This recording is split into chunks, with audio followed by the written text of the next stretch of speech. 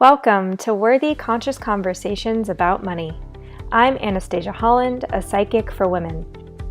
I'm so excited to have you here because I have interviewed some of my favorite women entrepreneurs where we have real conversations and hear real stories about the journey of making money doing what you love. Today, I am so excited to present to you my conversation with Jillian Anderson. I connected with Jillian over Instagram of all places and was instantly drawn to her magnetic energy, her beauty, and the truth behind her words. As an author and priestess coach, Jillian helps creative and spiritual women step into next level purpose, pleasure, and prosperity by cultivating the power of their sacred sexual energy. She's known for her work teaching the Taoist jade egg practice for spiritual vitality and magnetism, and believes a woman's deepest fulfillment is medicine for the planet. Jillian is the creatrix of Permission to Prosper, the 6-week live group coaching program for soul leaders, and also facilitates one-on-one coaching with her Embodiment for Abundance coaching package. She believes that female leaders are weaving a new story with their work in the world and knows to the bone that heart-centered leaders are becoming the new models for prosperous and conscious living on the planet. You can find Jillian's work at her website at jillian-anderson.com, on Instagram, where I totally recommend you follow her, at Jillian A. Anderson, and on Facebook at Jillian Ann, A-N-N, Anderson. Without further ado, I present to you Jillian. This is one of those conversations that I just did not want to end. Hi everyone, welcome to Worthy Conscious Conversations About Money. I'm Anastasia, and today I am here with Jillian Anderson, which I'm so excited about. So welcome, Jillian. Thanks so much for having me. So this is our second time recording, everyone. But last time you told an amazing story about the conversation around money in your household growing up. And so can you retell us that? Because I love how polarizing it is, and just you had so much going on there. Yeah, so I was born in a household. We were in the Roman Catholic faith, and I was raised with kind of that religious dogma, money is the root of all evil, and that was kind of one of the themes, and what was another theme? The story, what was it? It's easier for a rich man to pass through the eye of a needle than it is for him to enter the kingdom of heaven. There was that kind of stuff going on.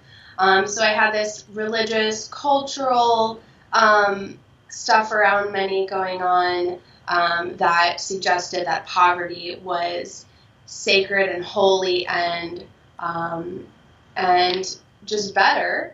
And then I also had my mom. I had a rocky relationship with my mom, and she just happened to be the one in my family who was more money oriented, who was organized with money, and who was really interested in keeping her material possessions nice and having nice things and things like that. So I had declared as a child that I didn't want to be like my mom because I saw that she could also be really manipulative in terms of money. And so I just made this agreement as a child that money wasn't spiritual and that money wasn't good and that I was, beyond money, which got me into a lot of trouble later on. Yeah.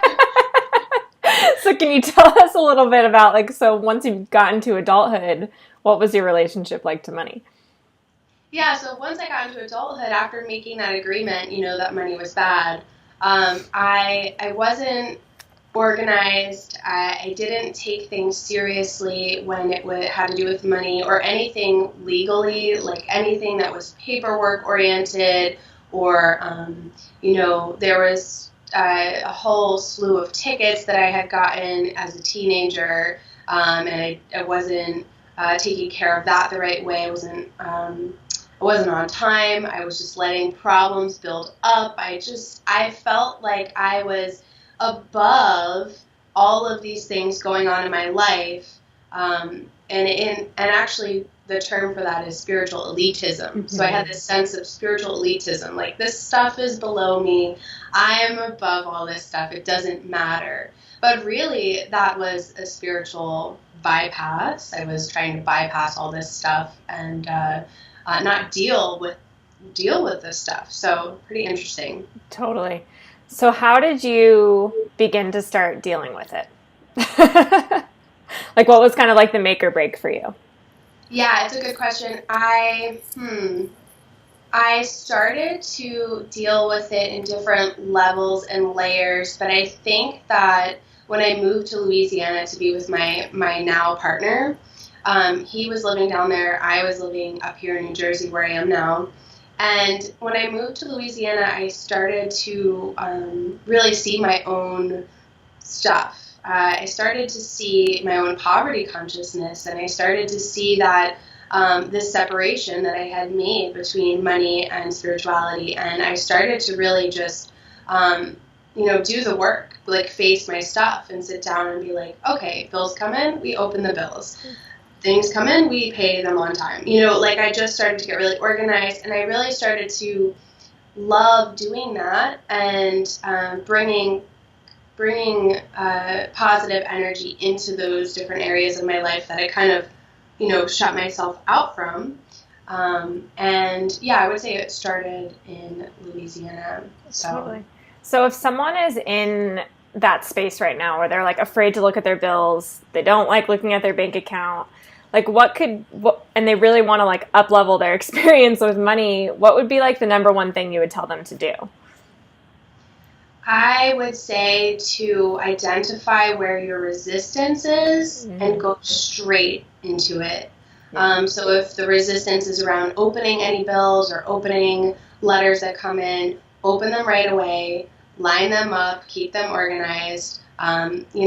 You can set up a date to check your on your accounts once a week, or every day I check my accounts, but you can just set up some kind of system that keeps you going into those places that you've been resisting until it becomes really, easy and kind of like a new part of your operating system. So totally. So I think a big thing that so many women deal with, and I'm sure you've dealt with it, because there's just like a million messages out there of like why we're not enough and why we can't do it and we're not worthy and that we're not as good as someone else on Instagram or something like that. And so have you dealt with that? And what do you do when you deal with that currently? Like, what are your practices around reminding yourself that like you are enough, and what keeps you going? Yeah, that's a great question. So when I feel like I'm not enough, what are the tools? What do I go back to? I feel like I go take a bath. I honestly love the water, and I like to just wash it all off, I recognize that those voices aren't me. Those voices that are saying, I'm not enough, that's not who I really am. It's just a voice that is, that's there, and that I can just say, hey, thanks, but I'm not putting energy into what you're telling me. I definitely, as a tool, I do a lot of EFT or tapping. So if no one has ever heard of the technique, it's the emotional freedom technique. So it's great because it allows you to acknowledge all those tough feelings that are like you're really having them, and then move through them without ignoring them. So it's kind of like addressing the elephant in the room. If the elephant in the room is like the voice that's like, hey, you suck, you're not good enough, you can actually sit there and like go into that feeling and then move through it instead of trying to like push it aside. So yeah, I use a lot of EFT, and I love So many people that I've interviewed use EFT, and I actually just got this book because, have you read it, Tapping into Wealth? Yes, like 7 people. I'm like, okay, I'm gonna get the book. That's an excellent book. Yeah. So I just got it today, and I just started reading it. But yeah, tapping for sure. So let me see where I was gonna go with this. Okay, this is a good one. So I know that you do like a lot of work with the sacral chakra and sexuality and orgasm as using that to harness our worth and our wealth and to bring in more money and just to connect with ourselves. And so can you talk a little bit about what the sacral chakra even is and why it's important to tap into that energy?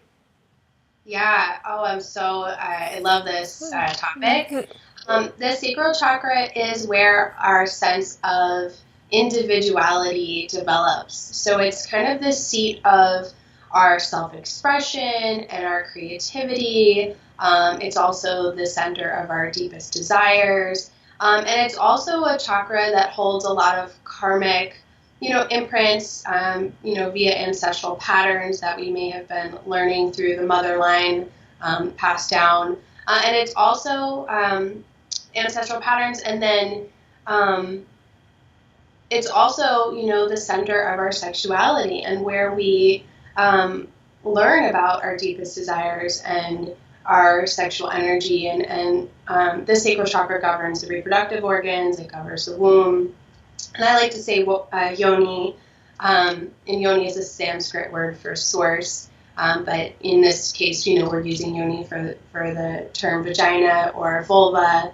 And how we feel about that area of our bodies deeply affects our ability to manifest in this world and to make money, because this is where our confidence comes from. This is where the seat of our confidence and our charisma comes from. This is where we can access that confidence where we're like moving through the world and we're sure of ourselves and we know what we want and we're not afraid to ask for it. And so what I found in working with women, and my work started in the realm of sacred sexuality, and what I found was in working with women on their their blocks that they may have around their sexuality, or just things they need to release from that area of the body, any kind of old emotion, shame, any kind of old experience. What I found is that women would get more and more clear about what they wanted, and they would get more and more clear about not only what they wanted, but, they got more and more clear about asking for it. Mm-hmm. And more able to ask for it, and more able to have these like healthy boundaries. And all of those things attract abundance and attract money into our lives. When we have clear boundaries, that attracts money. When we're confident and we're charismatic and we're embodied, that attracts money because we are sure of ourselves and we know what we want. And so I've just been in the last 6 to 8 months really fusing my work in sacred sexuality with this new element of attracting prosperity and abundance, and it's been so amazing, and it's gotten such a beautiful response. And there's so much more to it. Totally. So how do we start harnessing that energy and working with that energy?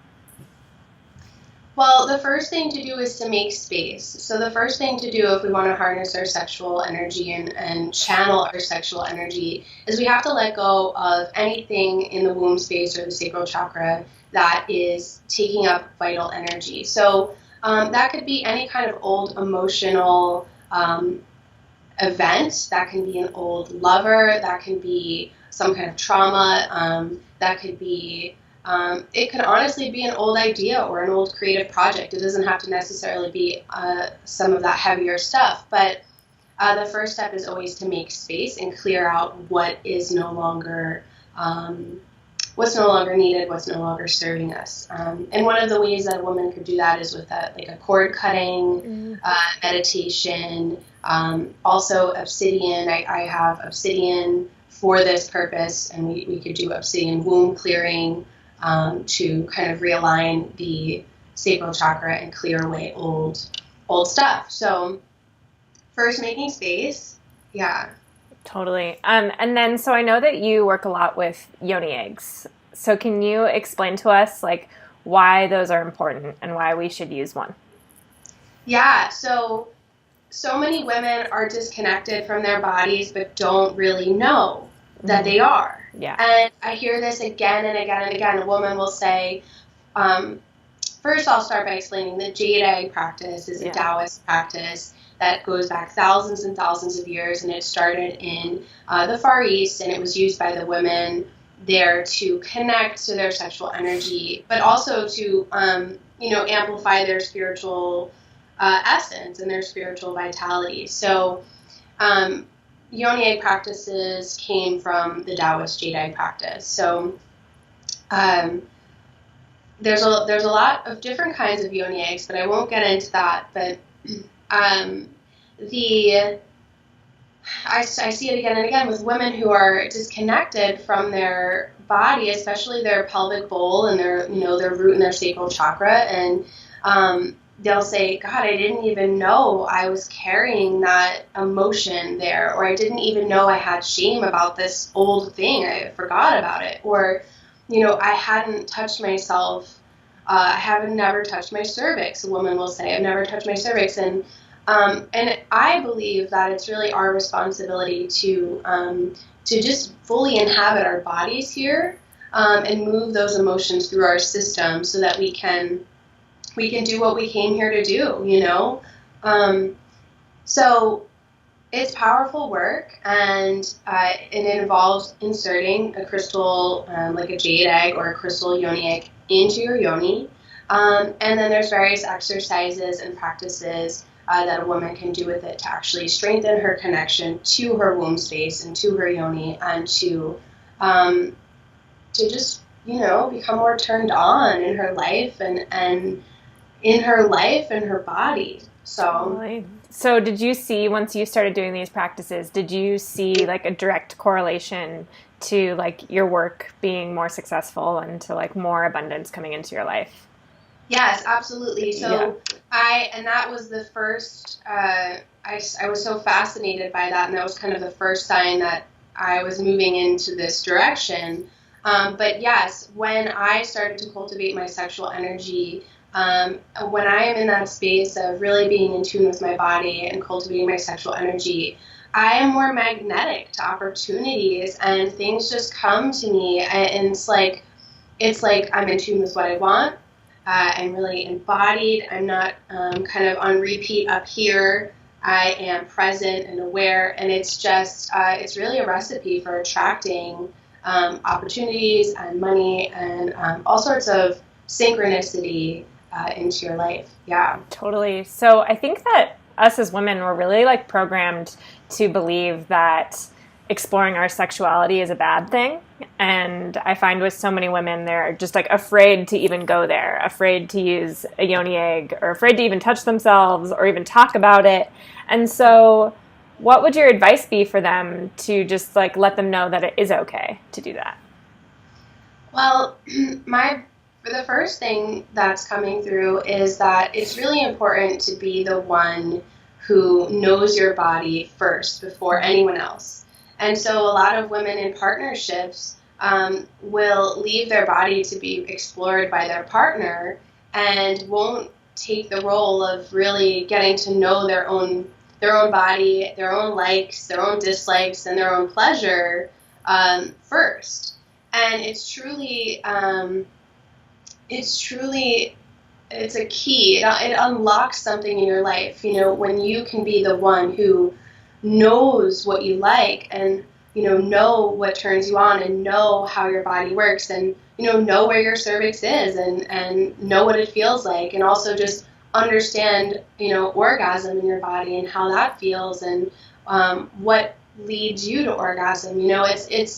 It's this total key to this some kind of liberation that crosses so many different areas of a woman's life.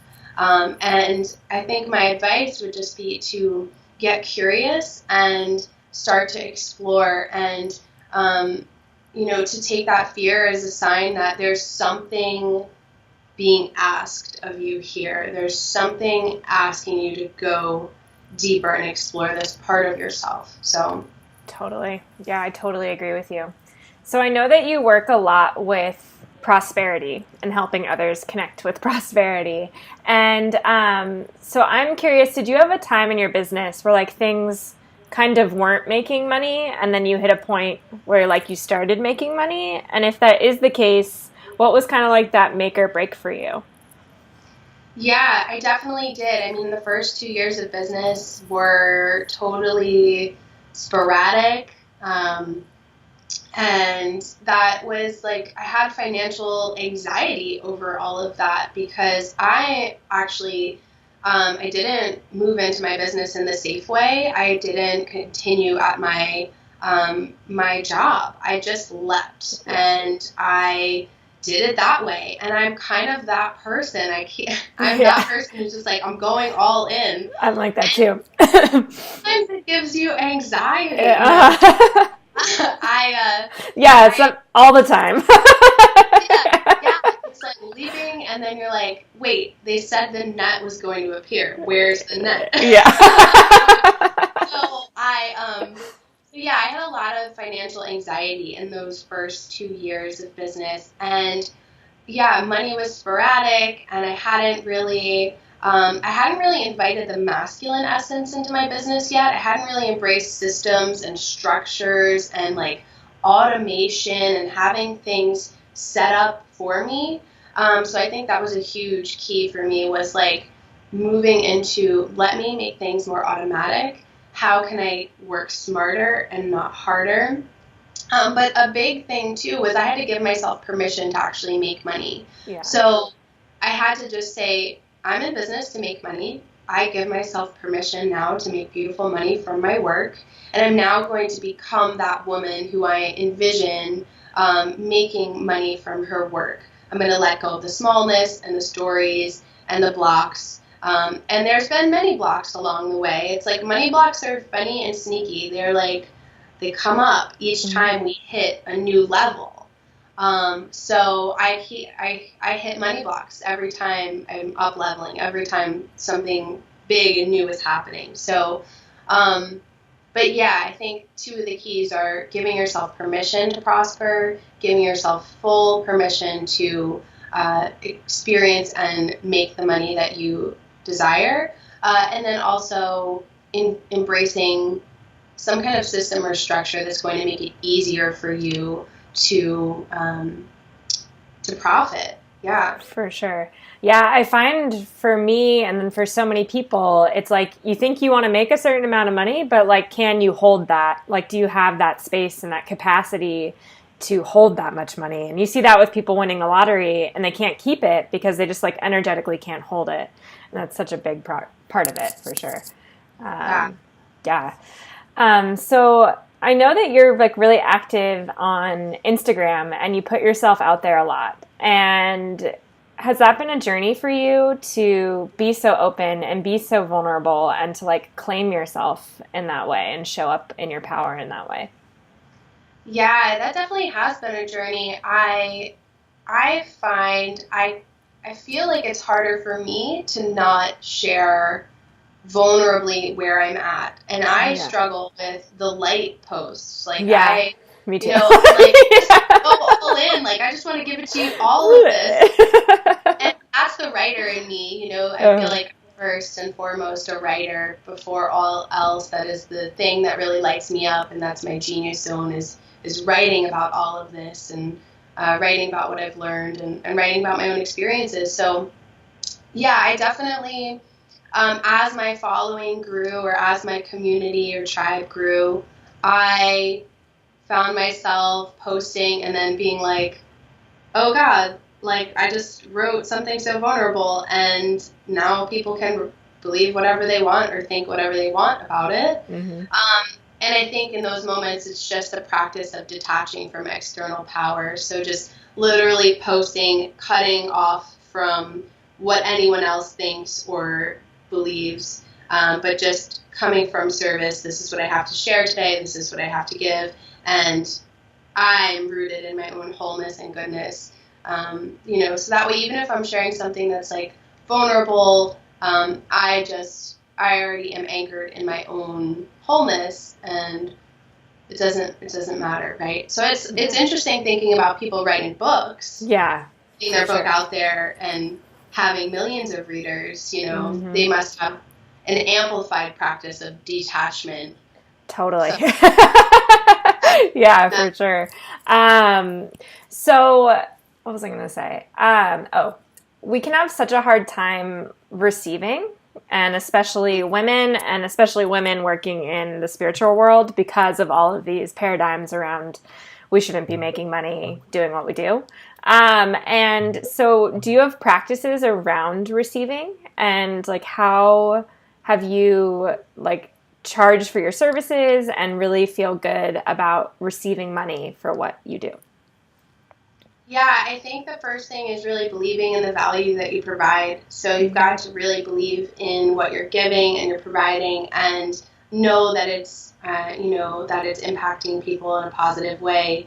And once you can really get in alignment with believing in the value of your services, then you can charge what feels great to you. And what you charge has to feel great to you. It has to be based on what feels great and vibrationally good to you. And yeah, so believing in yourself. And I have a practice of calling in, clients with meditation and communicating to women on a soul level, and just saying, hey, I'm ready and I have this offering, and I'm here and looking to support you and serve you. And this takes on different forms depending on, what I'm doing. And it's not always in like meditation position. Sometimes I'm like in the shower and I'm just, saying a prayer like, hey, I'm offering this thing. And if you're the woman for this, come to me. And it's almost like this visualization of women coming to me. And then another practice I like to do is I like to wear, if I'm working on manifesting a certain amount of money or a certain amount of clients, I like to wear the number. So I like to pick a number intuitively, an amount of money, and I like to wear the number like clothes. Like, oh, okay. Like put on $20,000, and this is just an example, but like, what would it feel like to put that number on and wear it? And the practice is like, it's just training your energy body to hold that money, just like you said earlier. Mm-hmm. You have to energetically be able to hold an amount of money in order to manifest it or attract it. So I'll put on an amount of money, and I'll like pretend to wear it, and I'll kind of visualize what it would be like to have that amount or experience that amount. And that's something I like to do when I'm, filling programs or I'm manifesting clients, and just a tool that, gets your energy body in alignment. Oh, yeah. I love that. So I know you wrote this blog post. I forget the title, but it was something about like different things we can do to like up our money consciousness. And can you just give us a couple of those?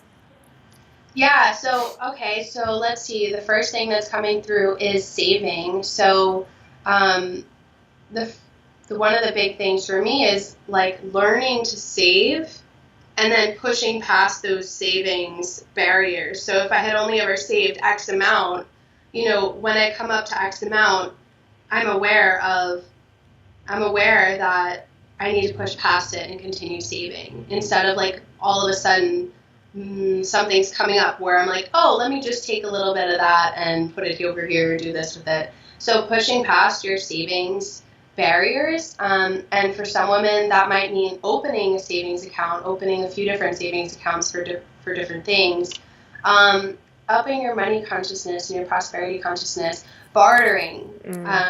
Bartering. We don't need to barter. No. Right? And It's also, it's important to tune into our own wants. There might be a scenario where someone wants to barter for something, but what I found is cutting off bartering and trading has really opened up a lot of money for me in my life. When we stop bartering and trading, we're sending the message out that, oh, no, I deserve money for my services. And I deserve money for my work in the world. And then it's a boundaries thing. Mm-hmm. Upping our money consciousness, our prosperity consciousness. Really thinking in terms of creating money, just in general. Like when we are in prosperity consciousness, we're in this space of we're not worried about where money's coming from or where, we're not necessarily in worry or, that kind of the fear-based emotions. We're more in the space of creativity and like creating money. How can I create this money for this thing that I want to do now? What is possible here? What could line up to make this happen? It's this different mindset shift, and it's totally a characteristic of an entrepreneur, of an entrepreneurial mindset of like, okay, how can I create this money now? Yep.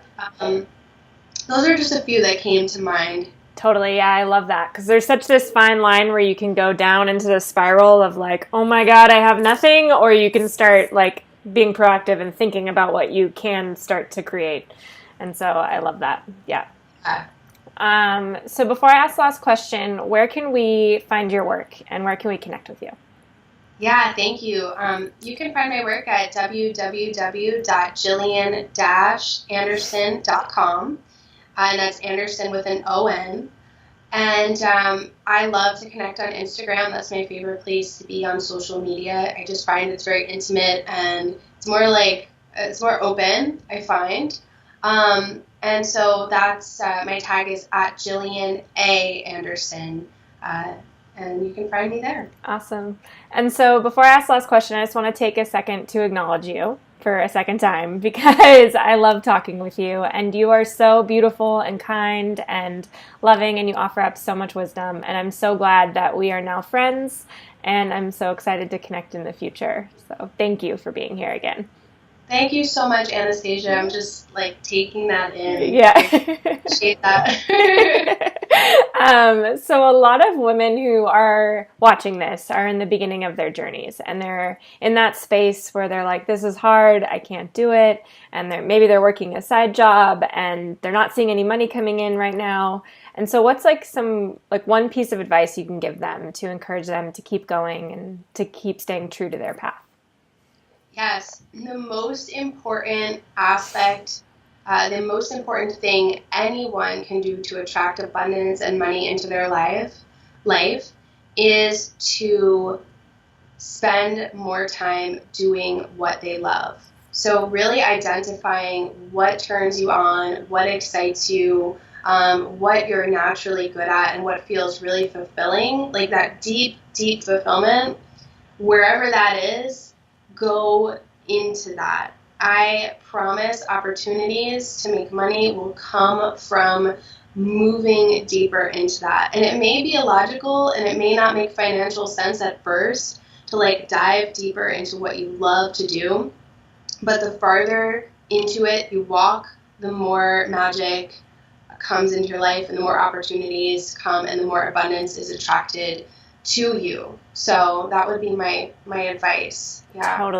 Totally agree with it. Thank you so much, Jillian. This has been awesome. Thank you. So grateful, so honored to be here. Yes, and stay warm inside your blizzard. Yeah. Yeah.